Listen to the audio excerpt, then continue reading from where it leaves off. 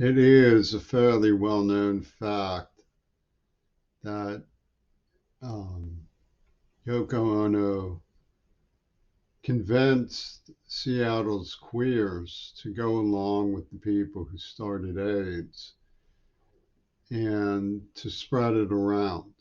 And what they got in return for this favor to our attackers was the juvenile rush of getting to um, woo woo at the pornographic peep shower curtain with a fabricated story preying on an impacted neuroplastic injury. It's a lot scarier than it is funny. Yet to these murderers, they thought it was a riot.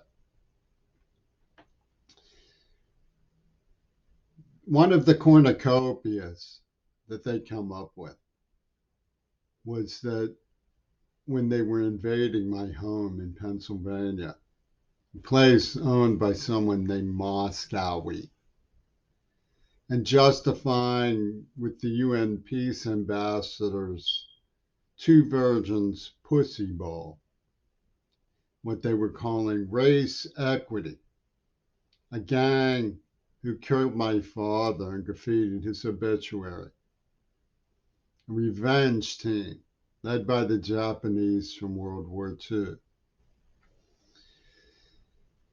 What they got for all of this was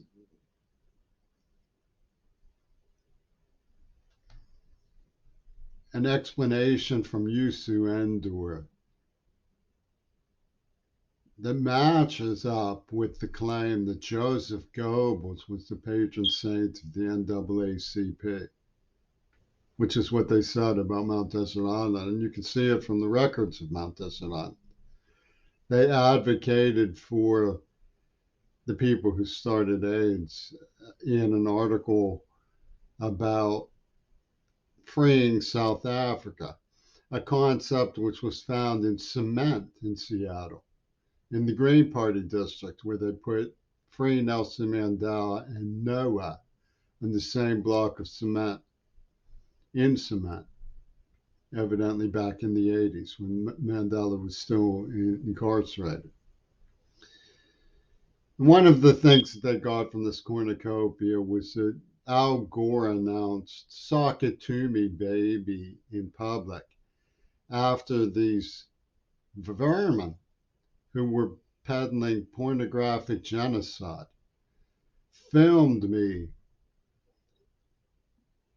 masturbating in a sock in my home, for which they tear gassed me with some strange thing that bit me in the neck and my eyes poured out over my eyelids.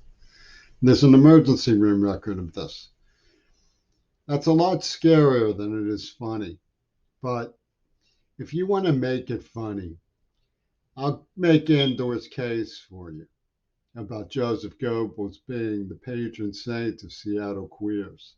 They did, after all, hide all this so that the same people could murder our grandmothers in another revenge attack from World War II with the COVID-19 attack. Sounds okay to Seattle queers. They're run by UW Dialectical. There was an exhibition in Hitler's Germany called The Eternal Jew. And The Eternal Jew had the same humor that Yusu Endor does. Goebbels and Yusu Endor are the same type of person. So it's no mystery that Mount Desert Island would be the patron saint of the NAACP, despite openly hero worshiping Joseph Goebbels, as you can see from the records of the incident. The Eternal Jew was a skeleton with a candelabra at its penis and its hand gripping the candelabra at its penis. This is the mentality of Yusu Endor, and it was the mentality of Joseph Goebbels. And the price that we paid, the horrific suffering, my ending up with Parkinson's, the invasion of our homes through these machines, the peep of Moscow, the terrible suffering of the AIDS attack. They just spread it around and said one size fits all. A spokesperson in 1984 for the gang that murdered my father, for Yoko Ono herself, an attorney for Yoko Ono herself, announced the whole is greater than the sum of its parts. They didn't care.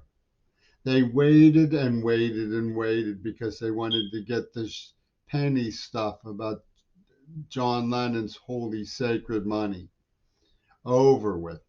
And then they brought fossil fuel in to definition, as they put it, so they could level with us that COVID was necessary evil. And I've tried to reason with Greta Thunberg. She and her gang have made this issue of Al Gore's peep show in my private house. You know, some people use a shirt, some people need the real thing of their hand.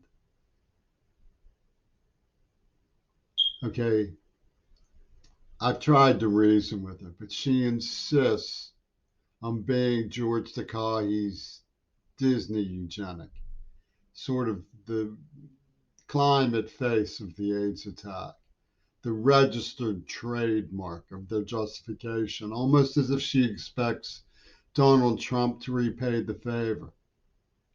And behind it is Yusu Ender going woo woo like an imbecile, like the imbecile that he is at the shower curtain.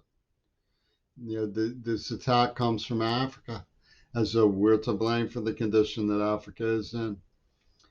I'll tell you something. Every Black American who suffers from AIDS should question that, because I was trying to get the word out, and these people went 60 Minutes with Colin Powell.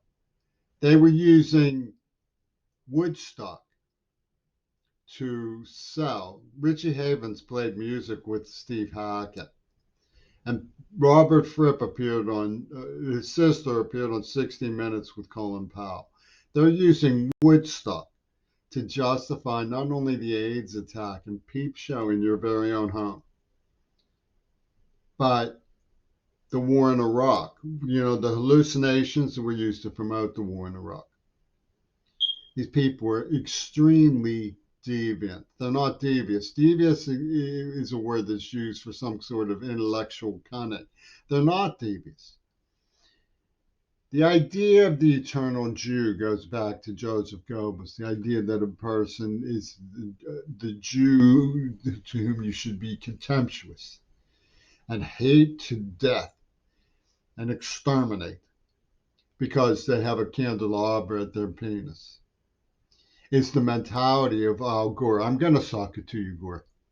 I'm going to tell everybody what you pulled. You postponed for Hitler, Reagan, any kind of climate action so you can pull this kind of woo woo with the shower curtain. You're a sick weasel. But Greta apparently admires you.